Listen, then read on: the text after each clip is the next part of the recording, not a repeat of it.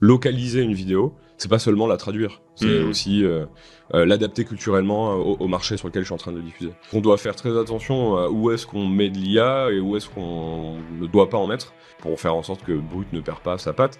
J'ai l'impression qu'ils avaient fait des sous-titres 100% automatisés et tu voyais C'est possible, parfois, ouais. il y avait des mots qui voulaient rien dire. Bah, Tu sur t'es dit- YouTube, hein, sur les vidéos Sur YouTube aussi, et tu te Ouais. dis, mais c'est quand même marrant que des grosses marques comme ça fassent du 100% automatisé et acceptent en fait ce risque d'erreur. Voilà, ils ne se sont pas rendus compte, mais Ouais. tu le vois quoi.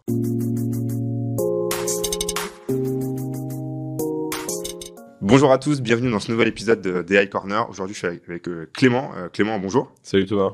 Je suis ravi d'être avec toi aujourd'hui. Donc, Clément, tu es Head of AI et Data chez Brut, un média qui a investigué assez rapidement sur tout ce qui est intelligence artificielle générative. Et aujourd'hui, vous avez plusieurs projets assez impactants, projets en cours. Et donc, je voulais t'inviter dans ce podcast pour que tu nous racontes un peu de l'intérieur comment ça se passe finalement, l'IA dans un média, quel est l'impact de l'IA générative sur le monde du média, et aussi comment c'est vécu de l'intérieur finalement pour avoir un peu ta vision d'insider. Donc, écoute, merci d'être là. Est-ce que je peux commencer Merci par de l'invitation. Hein, avec grand plaisir. Est-ce que je peux te laisser te présenter pour commencer? Ouais. Donc moi c'est Clément, je suis responsable data IA chez Brut, que j'ai rejoint en 2022. Initialement j'étais plutôt en charge de plutôt la plateforme data et IA, et j'ai repris ce rôle-là en janvier 2024. Juste, je me posais la question déjà quand je préparais l'interview, Ouais. quand tu dis plateforme data IA, Ouais. c'est quoi versus Head of AI plus global? Et ben, la plateforme data IA, c'est le socle technique, Ok. l'architecture technique qui permet d'accueillir tous les projets data et IA. Mais à côté de ça, on a des équipes de data scientists, de data analysts qui, eux, sont en charge de développer les projets et de les mener avec les équipes métiers. Donc quand j'ai rejoint Brut, j'étais en charge de ce scope-là, plutôt technique, engineering. Ouais. Et aujourd'hui, je m'occupe vraiment de toutes les initiatives data et IA au sens large, quoi, dans la boîte. Ok. Top. Voilà. Et donc là, ça fait combien de temps que vous travaillez sur les projets IA chez Brut? Alors Brut, ça fait longtemps que Brut travaille sur l'IA. Avant même que j'arrive en fait chez Brut, il y avait déjà des data scientists, un petit peu côté IT, aussi côté marketing, plutôt sur des projets de machine learning, data science, sur des projets d'IA générative vraiment depuis quasiment la sortie de GPT 3.5. Novembre 2023. Toi, tu étais là quand ça a commencé déjà? Ouais, on était là, donc on a vu aussi le shift dans la boîte entre le monde pré-GPT 3.5 où finalement les équipes de journalistes, toutes les équipes métiers de Brut avaient jamais vraiment été confrontées à des IA, sauf via des moteurs de recommandation, des choses plutôt cachées quoi pour les utilisateurs. Et là, ils ont vraiment mis les mains dedans, ils ont commencé à s'y intéresser, à comprendre aussi ce qu'ils pouvaient en faire, et donc on est passé dans un mode où l'équipe data IA était plutôt en mode proactif pour aller pitcher des projets, essayer de convaincre le top management et les équipes sur tel ou tel projet IA. Un mode de travail où c'est plutôt les journalistes, les community managers, les équipes commerciales qui viennent nous voir en nous demandant de pousser certains de nos usages. Ouais, ça doit être un changement de paradigme Ouais. énorme parce que avant la data IA, comme tu dis, c'était du machine learning, donc c'était finalement pour du média pas hyper logique en fait de trouver la synergie. Et du jour au lendemain, l'IA c'est devenu du langage, donc là ça a dû être un truc énorme. Et il y a eu quoi comme premier projet? C'était quoi les balbutiements un peu de l'IA générative du coup? Alors un des premiers projets qui a été un use case qui a été cas d'usage qui a été développé, c'est autour de la traduction automatique des contenus. Ouais, forcément. C'est des sujets de distribution cross marché. Donc chez Brut, on est présent en Inde, en Afrique, aux US et aussi évidemment en France. Mais voilà, on a tous ces marchés-là à couvrir, et il y a évidemment beaucoup de synergies entre les marchés. Donc on a travaillé sur un workflow de traduction automatique mais supervisée, toujours avec une intervention humaine, parce que en fait traduire des contenus automatiquement de bout en bout, ça fonctionne pas. Il y a toujours des problèmes, soit dans la transcription, soit dans la reformulation, soit dans le calage des sous-titres, des petits détails en fait qui font qu'on a toujours besoin d'un superviseur. D'ailleurs, moi je l'avais vu, je crois, sur Prime Video à un moment donné, où je sais pas si c'est quelque chose que tu avais vu, mais j'ai l'impression qu'ils avaient fait des sous-titres 100% automatisés, et tu voyais parfois il y avait des mots qui voulaient rien dire. Sur YouTube, sur les vidéos sur YouTube aussi, et tu dis mais c'est quand même marrant que des grosses marques comme ça fassent du 100% automatisé et acceptent en fait ce risque d'erreur. Voilà, je ne me suis pas rendu compte, mais tu le vois quoi. Et donc nous on a pris plutôt la décision de pas l'accepter et de toujours garder un aspect supervisé. Donc on a commencé par développer notre propre workflow, puis on s'est vite rendu compte que c'était assez complexe et que comme il y avait toujours besoin de supervision, bah, il fallait une interface de montage pour recaler les sous-titres, reformuler, refaire les traductions, etc. Ce que tu veux dire, c'est que vous avez essayé de le faire d'abord vous-même, Ouais. et ensuite, finalement, vous vous êtes rendu compte que c'était plus simple de Ouais. passer par une plateforme. Bah, on n'y a pas passé non plus énormément de temps, Ouais. mais ça nous a permis de nous rendre compte des limites et de tous les petits problèmes qu'on peut avoir dans ce type de workflow. Ça, si je peux me permettre, c'est intéressant pour, tu sais, dans ce podcast, on parle d'adoption IA en général, et ça, c'est un sujet que je vois beaucoup chez mes clients. C'est que c'est difficile de savoir quand est-ce que tu vas le développer toi-même versus prendre une solution qui existe. Et j'ai l'impression qu'en fait, la décision, c'est le temps que tu vas y passer, donc le ROI, et est-ce que ça va avoir un impact sur ton business. Si c'est quelque chose que tu peux revendre en disant c'est l'outil de traduction brute, pourquoi pas investir beaucoup. Si c'est en fait juste un usage interne, parfois c'est plus simple d'acheter des solutions qui sont déjà sur l'étagère, qui fonctionnent. Ouais. Et du coup, bah, on a pris la décision de partir avec CheckSub. Donc on a benchmarké tout un tas d'outils. On parlait de Agent tout à l'heure. Bah, on a aussi regardé ce qu'ils proposaient. Et on est parti avec CheckSub, qui est une startup française que tu connais peut-être. Et qui permet justement de faire de la traduction de contenu de bout en bout avec une plateforme qui facilite tous les traitements, etc. La traduction de contenu vidéo, donc. Contenu vidéo, ouais. Ok. Et donc aujourd'hui, les contenus en français, ils sont traduits automatiquement pour les marchés indiens, américains. Comment ça fonctionne ? Alors, ils sont pas traduits automatiquement, comme je disais, il y a toujours une partie supervisée. Mais dans ce projet, on s'est aussi vite rendu compte qu'il y avait besoin de traduire un certain nombre de vidéos, mais qu'il n'y avait pas non plus des centaines de vidéos à traduire par mois, parce que finalement, il y a un sujet culturel, quoi. Les sujets qu'on publie sur Brut France vont pas forcément intéresser le marché indien ou le marché américain, sauf dans certaines exceptions, quand on parle, je sais pas, de politique internationale ou de certaines célébrités. Donc aujourd'hui c'est plutôt à la demande, donc voilà, on a des gens aussi qui peuvent superviser les traductions quand on en a besoin, et c'est les rédac chefs qui demandent à ce qu'on traduise certains. C'est plus à la demande. Parce que c'est vrai que je me souviens à l'époque, au début de la traduction des vidéos, on s'est rendu compte que c'était assez facile. Je t'en parlais en off. Nous, on a fait des traductions de vidéos pour des clients. En fait, on peut le faire sur Agent, etc. Et on se disait, bon, bah maintenant, les médias, ce qu'ils vont faire, c'est que tout le contenu produit en français, ça va partir sur les autres marchés, et inversement, et on va être inondé. Et là, ce que tu dis, c'est qu'en fait, l'IA, c'est bien beau, mais culturellement, les biais font que, en fait, ça marche pas forcément ton contenu français sur d'autres marchés. Bah, il y a toute une part d'adaptation, en fait, quand on prend un contenu français et qu'on l'envoie sur le marché indien, qui est pas automatisable. Parce qu'il faut changer l'angle éditorial, potentiellement changer des images, il y a des sujets aussi sur le droit des images que l'on utilise dans nos vidéos, revoir le voice-over, etc. Donc il y a les éléments techniques, on va dire, de traduction, ça c'est complètement possible via l'IA, mais le cœur même de la vidéo et le sujet de la vidéo qui doit être adapté, ça aujourd'hui on n'a pas d'outils pour pouvoir le faire. Donc c'est là un peu les limites de ce processus de traduction. Ouais, presque ça me fait plaisir dans un sens où on revient sur un truc rationnel. On va pas du jour au lendemain avoir un seul contenu fait en France qui va être diffusé dans 50 000 pays, et c'est pas si magique que ça en fait. Le média, tu peux pas juste faire la traduction, il y a tout un travail d'éditorial, culturel par rapport à un marché. Ça demande en fait à ce qu'on revoie complètement la façon dont on crée les contenus et qu'on les pense d'abord pour un objectif international, et pas comme on le fait aujourd'hui, un objectif France, en se disant on va peut-être l'envoyer aux US, en Inde, en Afrique. Mais ce qui serait possible d'ailleurs, est-ce que tu penses que vous allez y venir finalement, de se dire bon, en fait là on va faire une vidéo en français, mais prenez en compte le fait qu'elle puisse être facilement traduite ailleurs? Ouais, on y a réfléchi, pour l'instant c'est pas une des priorités du média. Ok, et tu as une idée en termes de pourcentage, le nombre de vidéos qui vont être traduites aujourd'hui sur les vidéos brutes? Qui le sont actuellement? Ouais. Bah très peu.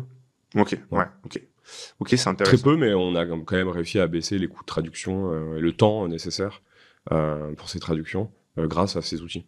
Mais aujourd'hui, c'est plus gérer le frein, c'est plus la stratégie éditoriale que la technique, quoi.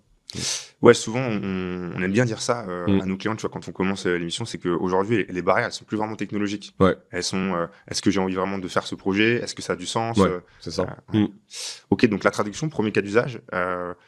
Je me souviens, moi, de Meetup, notamment, vous parliez de ce que vous faisiez, et c'était assez impressionnant, en fait, de voir, il y a même des vidéos où, en fait, on savait pas que c'était de l'IA. Finalement, il y a des choses qui peuvent être faites avec de l'IA, c'est bluffant. Donc, c'est quoi, selon toi, là, les autres projets impactants que vous faites? On a trois types de projets. Donc, des projets d'IA qui vont plutôt concerner la créativité, la création de contenu. Ok. Donc, tout le workflow de création de contenu des journalistes.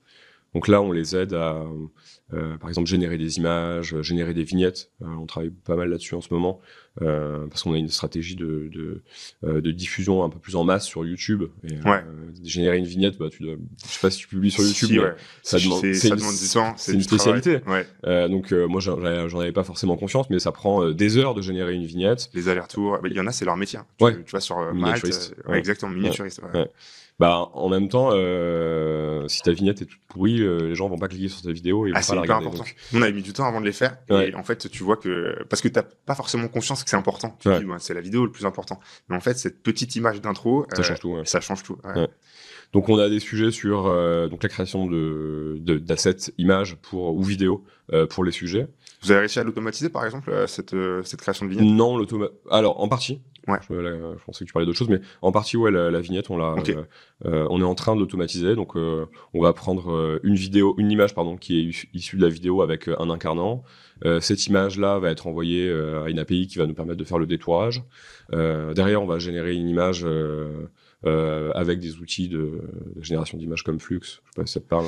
Moi, j'ai été impressionné de la qualité de Flux.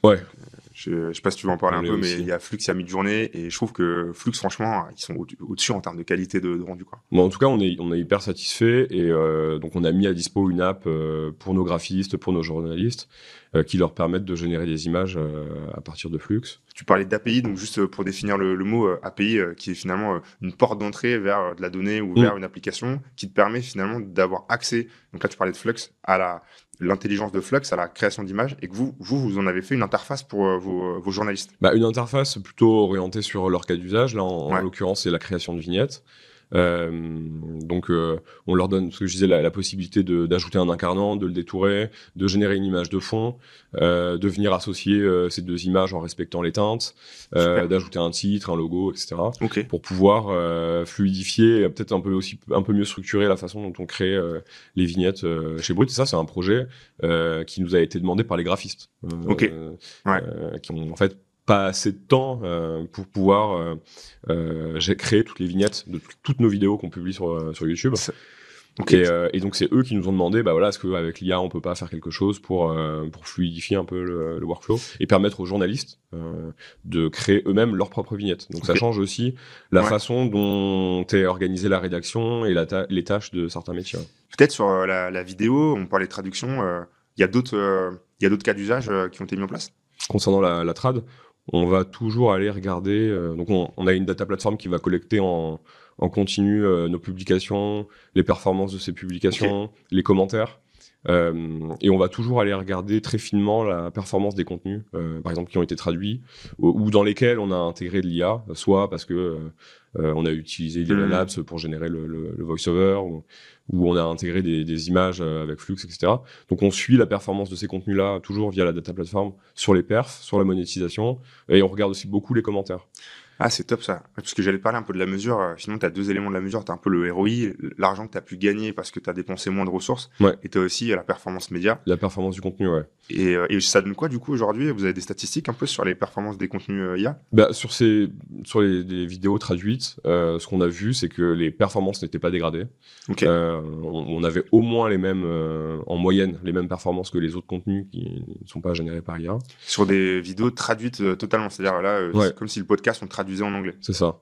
On se rend compte que ça fonctionne aussi bien que d'autres vidéos et que dans les commentaires, il y a moins d'1% des commentaires qui mentionnent le fait qu'on a utilisé l'IA dans la vidéo. C'est bluffant, franchement. Donc les gens s'en rendent pas forcément compte, ou du moins ça les dérange pas, et du coup, ça remonte pas dans les commentaires, quoi. Sur des vidéos de quelle durée? C'est des vidéos assez courtes, entre 1 et 5 minutes. Et on le fait aussi sur des documentaires. Là, c'est un autre process qui est encore un peu plus long. On a des vidéos de 15-20 minutes, où là, on va jusqu'à faire du lip sync, donc avec Egen notamment. Peut-être tu peux expliquer un peu ce que c'est que le lip sync?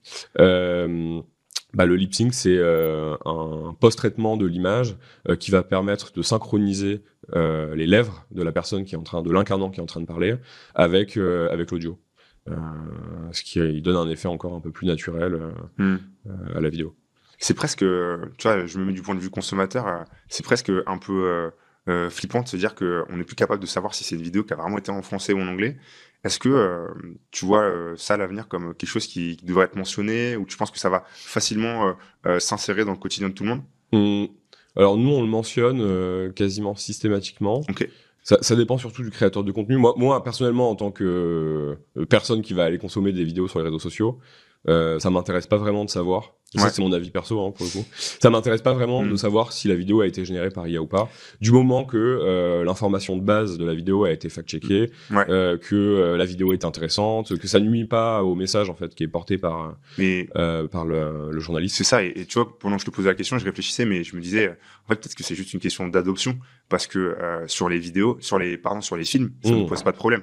Localiser une vidéo, c'est pas seulement la traduire, c'est aussi l'adapter culturellement au marché sur lequel je suis en train de le diffuser. Ouais, bien sûr. Et donc prendre une vidéo d'un créateur américain et la poster telle quelle sur des pages françaises avec une traduction française, ça marche moyennement. Mais ça mériterait d'être vérifié. Il y a peut-être juste, tu vois, je réfléchis, je peux me tromper, mais peut-être juste quand t'es américain, comme il y a quand même cette culture américaine qui est assez omniprésente partout. Peut-être que c'est plus simple quand t'es américain. Par contre, tu vois, je me dis, je vois bien des jeunes Français regarder des vidéos de MrBeast en français, mais bon, je peux me tromper, mais c'est peut-être juste l'exception, tu vois, quand t'es américain, c'est plus simple d'aller sur d'autres marchés. Ouais, je suis d'accord.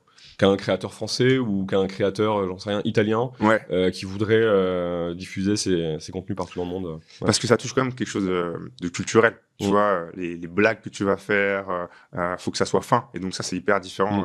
Et je trouve que c'est quand même bien de le rappeler que c'est pas juste avec... en fait, l'IA, c'est quelque chose de mathématique, de statistique. Dans le média, il y a quelque chose d'humain. Et ça, tu peux pas si facilement. Voilà, il faudrait une IA qui va changer les blagues et qui va s'adapter. Complètement. T'es encore sur autre chose, quoi. Il y a un peu ça, parce que de toute façon, dans ce process-là de traduction, il y a ce qu'on appelle les taux de foisonnement, c'est-à-dire que quand tu passes d'une langue à une autre, tu vas perdre ou tu vas gagner des mots en plus. Ce qui fait que si tu veux conserver la durée initiale de la vidéo, parce que t'es limité en termes d'image, il faut que tu reformules. Donc dans ces workflows-là, il y a déjà en fait une part de reformulation et d'adaptation culturelle qui est très, peut-être pas culturelle, sémantique, qui est très légère, mais plutôt dans un objectif de conservation du temps initial de la vidéo. Ok, ouais, c'est déjà un peu le cas. C'est déjà un peu le cas. Mais après, bon, ce sujet de traduction vidéo, finalement, c'est un vieux sujet. Depuis, on a fait plein d'autres choses. Aujourd'hui, on cherche à plutôt que de se focaliser sur des gros workflows comme ça de production, comme la traduction. On va plutôt chercher dans le workflow de production de contenu d'un journaliste, des petits sujets qui sont très chronophages pour eux. Donc on sait que faire de la recherche en ligne, c'est long. Faire de la veille éditoriale pour nos rédac-chefs, c'est aussi très chronophage. Ils passent plus de 3 heures par jour à aller regarder ce qui se passe sur les réseaux, dans les médias.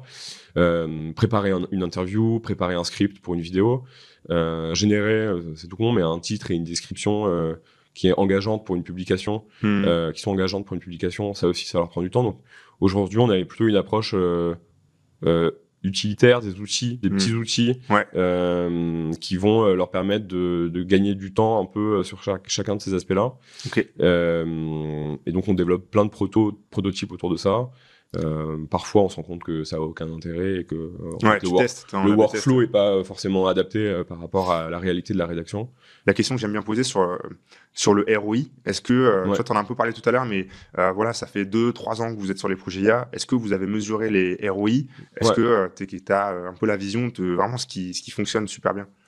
Donc déjà, il y a une première catégorie de projets, plus autour de la créativité, donc avec tout ce qui est génération d'images, génération vidéo, etc. Là, on cherche pas trop à avoir un ROI. Ce qui nous intéresse, c'est de d'être un peu à la pointe, de réussir à faire des choses qui sont plus créatives et qui fonctionnent bien au niveau du média. Et tu mets le doigt sur un point, c'est que le ROI, c'est pas toujours le KPI de mesure. Là, votre KPI de mesure là-dessus, c'est plus est-ce qu'on a augmenté la qualité des assets, est-ce Exactement. que c'est beau okay, Pour le reste, on mesure très finement donc soit la performance de nos contenus, leur monétisation, la productivité des journalistes. Donc un projet dont on n'a pas parlé, mais qui est de convertir, d'adapter des vidéos en articles pour optimiser le référencement de nos pages sur le web. Ah, c'est marrant, on le fait ça, nous. Vous le faites aussi ? Ouais. Je trouve ça assez efficace en fait et assez bluffant. Après, tout est dans le prompt, donc comment tu vas. Exactement. Donc, je pense que vous, avec les journalistes, vous avez dû faire des prompts vraiment optimisés. On a passé pas mal de temps à itérer sur les prompts, à optimiser le SEO, à aussi intégrer des liens internes dans les pages pour que le parcours utilisateur soit aussi génial. Un peu plus sympa. Moi, je l'ai fait faire à mes étudiants en école. Je donne des cours à Albert School. Je faisais un cours sur les agents AI et je leur ai dit, bon, vous débrouillez-vous. Mais vous me prenez une vidéo YouTube et vous allez me faire un agent qui transforme la vidéo en texte et ensuite qui transforme le texte en article.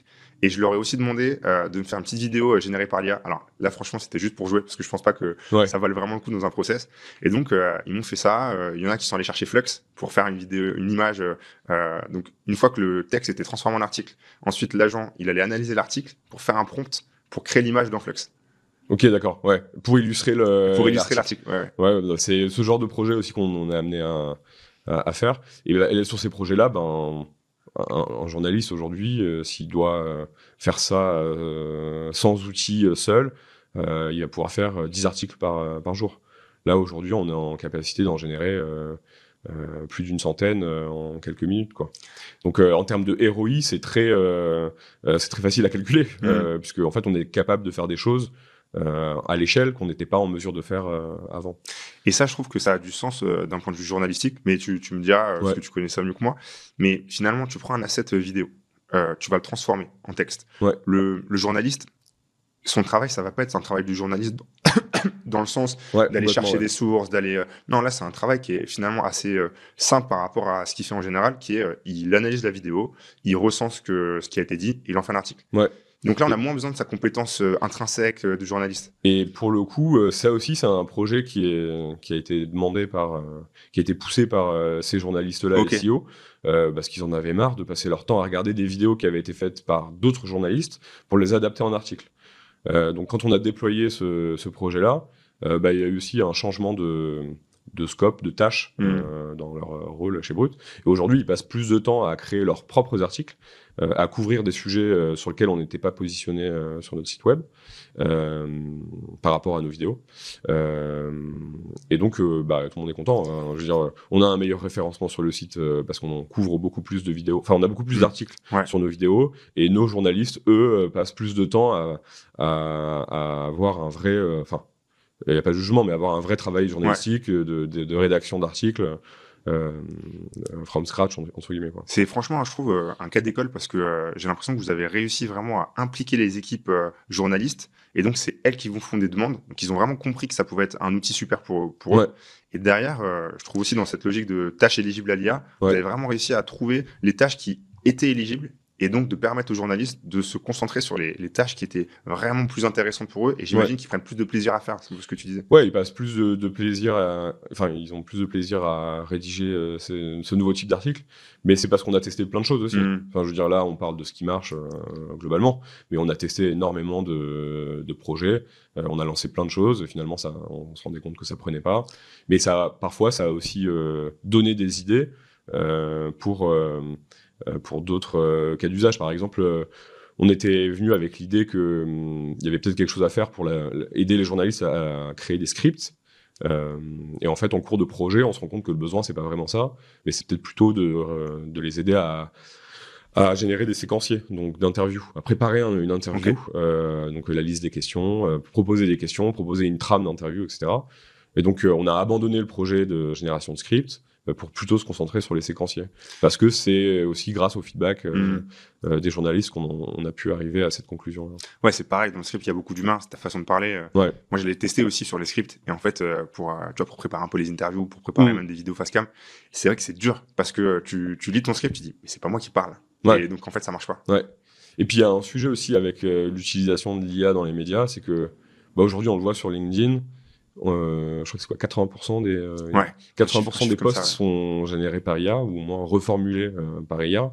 Et finalement, tous les posts se ressemblent. Dans un média, on n'a pas envie de ça. On a envie de se différencier, on a envie de garder notre propre ton. Et donc, dans la rédaction du script, c'est là que en fait le journaliste va aussi mettre sa patte et aussi avoir un différenciant par rapport à d'autres médias. Donc si tout le monde se met à utiliser les mêmes outils pour faire de la génération de script, pour faire du voice-over, pour faire de la génération de titres, de descriptions et du montage vidéo, bah, on va se retrouver avec les mêmes vidéos sur le marché. Tu avais une étude de BCG comme ça qui était super intéressante, je sais pas si tu l'as vu passer. En fait, ils ont pris 700 consultants, ils ont mis la moitié avec GPT-4 et l'autre 100. Ouais. Et donc, tu as des chiffres hyper bons pour l'IA qui montrent que ceux qui ont utilisé ChatGPT, ils ont eu une productivité accrue de 40%. C'est pas mal. Ouais.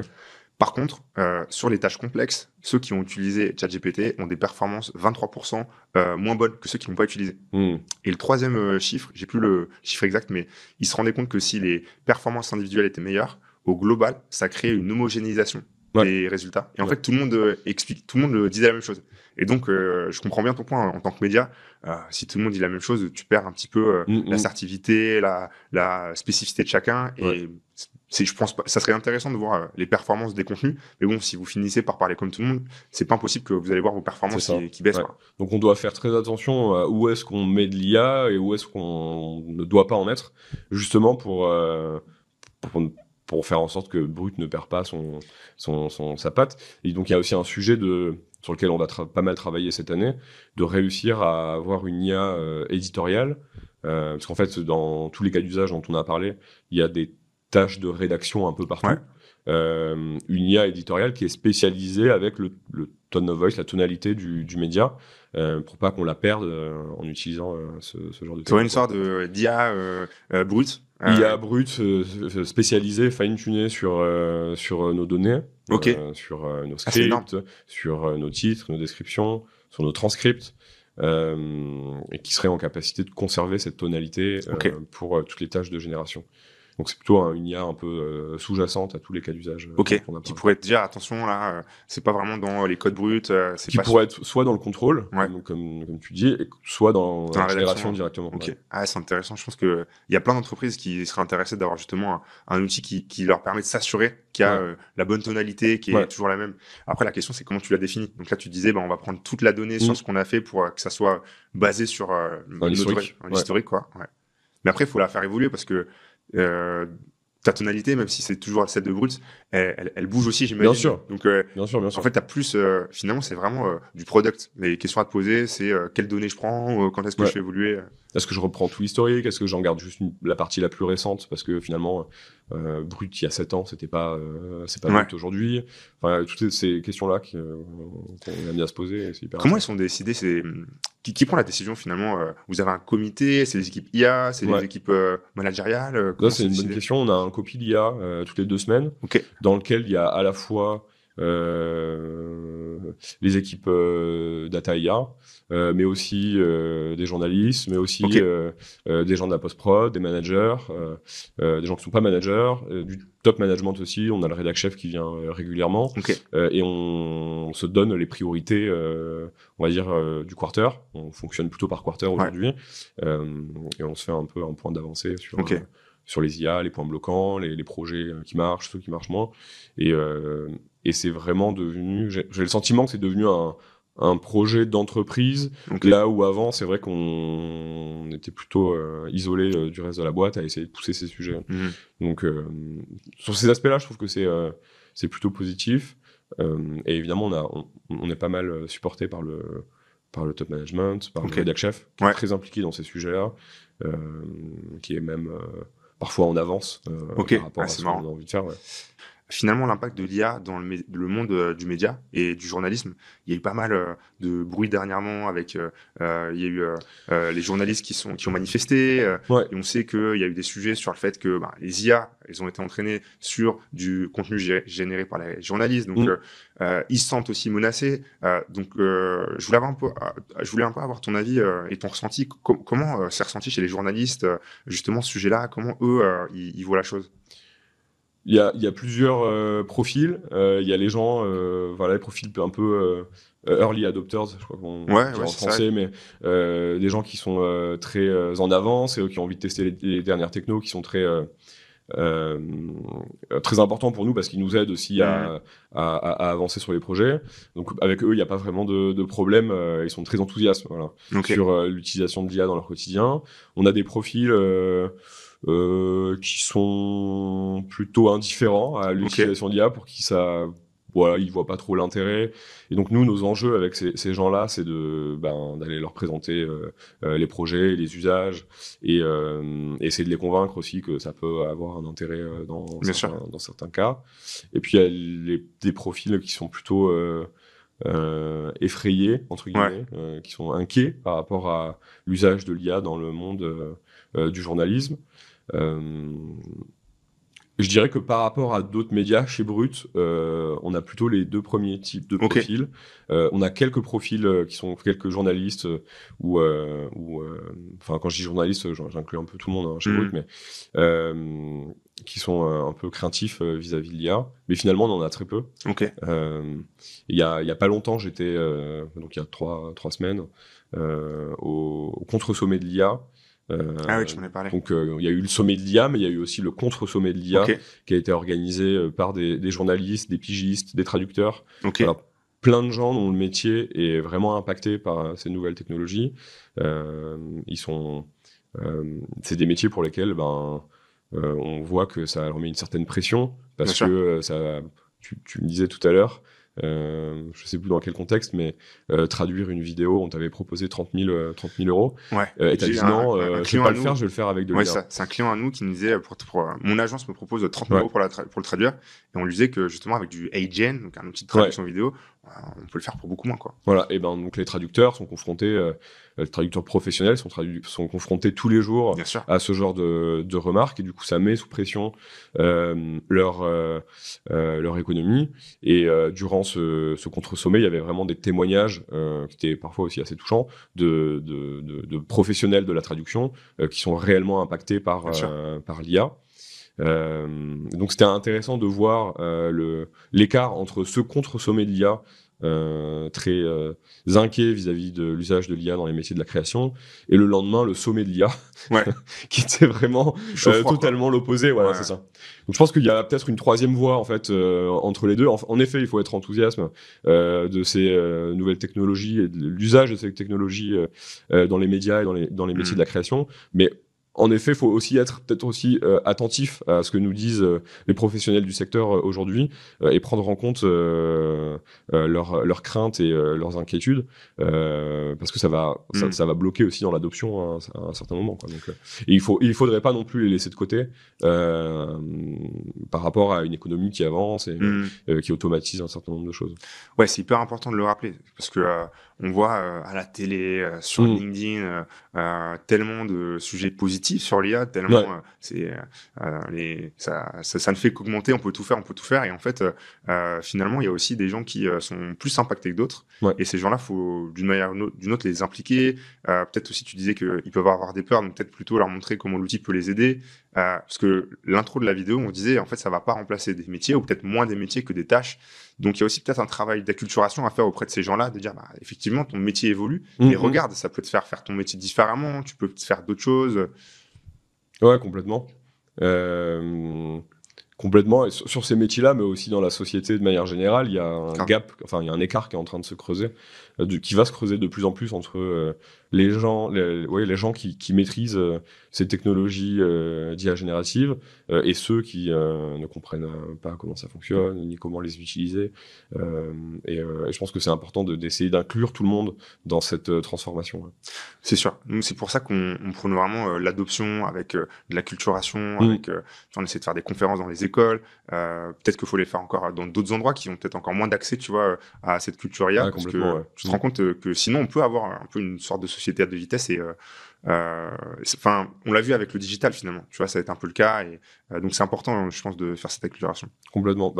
Alors, pour revenir à Brut, on passe aussi beaucoup de temps à coacher les équipes, à faire de l'acculturation en interne, des formations sur tous ces usages de l'IA générative. Donc, ça va être, donc c'est Alexandre qui passe beaucoup de temps là-dessus, à faire des formations pour comprendre comment utiliser l'IA dans la créativité, comprendre comment utiliser l'IA quand tu codes, parce qu'on a des équipes tech et data, comment utiliser l'IA avec des outils de no-code pour gagner en productivité. Il y a on s'intéresse aussi beaucoup aux enjeux éthiques et légaux de l'utilisation de ces outils, parce qu'on est amené à faire des vidéos de brand content donc pour des marques. Et donc, on peut pas faire non plus n'importe quoi avec tous ces outils. On peut pas utiliser n'importe quel type d'image, n'importe quel type de modèle de génération d'images et vidéos. Donc, on essaye de créer un cadre d'utilisation de l'IA en interne qui est sécurisé, safe, qui est.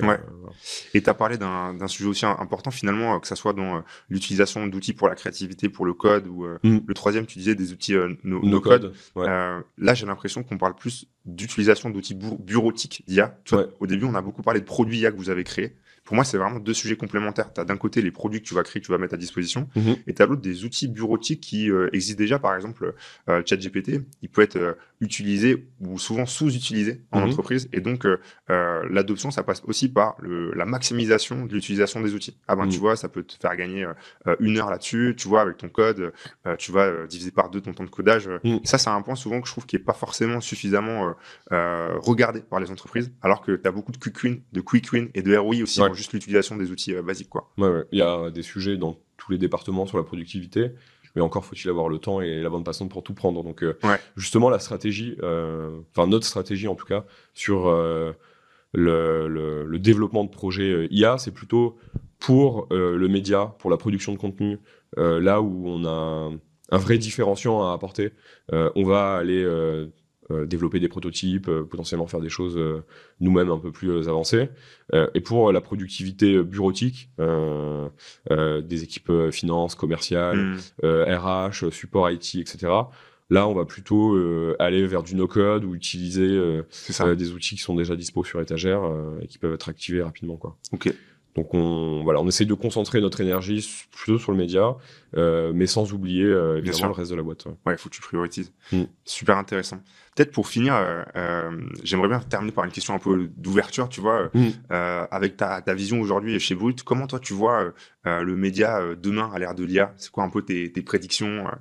Mais il y a ce sujet de modèle éditorial dont on parlait tout à l'heure. Je pense que à terme, chaque média devrait ou va avoir son IA un peu spécialisé sur ses tonalités pour pouvoir garantir que les nouveaux contenus produits à l'aide de l'IA générative soient pas non plus complètement en désaccord avec la tonalité du média. Donc il y a ce sujet-là qui est plutôt un sujet de long terme pour les médias. Je pense que le métier de journaliste, en tout cas chez nous, est aussi en train d'évoluer, puisque auparavant, on avait des journalistes qui s'occupaient vraiment qu'une seule partie du workflow de création de contenu, avec des graphistes, des monteurs, des community managers qui s'occupaient de la publication, etc. Et aujourd'hui, ils sont de plus en plus autonomes parce que les outils aussi le permettent pour aller faire leur montage de manière complètement autonome, tout en préservant un niveau de qualité qui est exceptionnel, de publier les contenus, de créer sa propre vignette. Donc c'est en train de devenir comme un créateur de contenu en fait, le journaliste chez Brut, qui va aller analyser son contenu, regarder ce qui se passe dans les commentaires, potentiellement aussi on travaille là-dessus aussi beaucoup, leur donner des outils pour créer de l'engagement autour de leur publication. Donc ça va être un super créateur de contenu avec des agents IA qui vont lui permettre de gagner du temps sur sa production. Top. Écoute, merci beaucoup pour tous tes insights, c'était hyper intéressant. Et on mettra en commentaire tous les liens pour suivre ce que tu fais, ce que vous faites. De toute façon, je pense que les gens n'ont pas besoin de nous pour connaître Brut, donc je pense qu'ils vous suivent déjà. Mais écoute, merci beaucoup, c'était hyper intéressant. Merci à toi.